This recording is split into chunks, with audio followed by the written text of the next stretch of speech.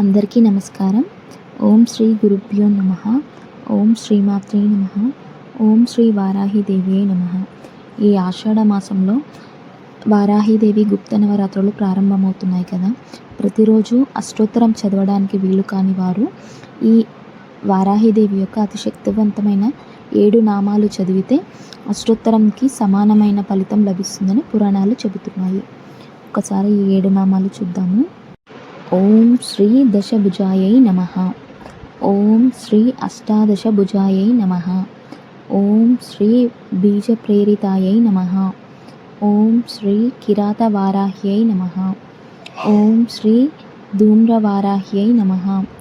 ఓం శ్రీ లఘువారాహ్యై నమః. ఓం శ్రీ సింహవారాహ్యై నమః. ఈ 7 నామాలు కూడా అష్టోత్తరంతో సమానంగా ఫలితాన్ని ఇస్తాయి. అష్టోత్తరం చదవడానికి వీలైన వారు అష్టోత్తరం చదువుకోండి. అలా వీలు కాని వారు ఈ 7 నామాల్ని అమ్మవారిని మనసులో ధ్యానించుకొని భక్తితో స్మరిస్తే అమ్మవారి అనుగ్రహానికి పాత్రలు కాగలుగుతారు. ఓం శ్రీ వారాహిదేవ్యై నమః. శ్రీమాత్రే నమః.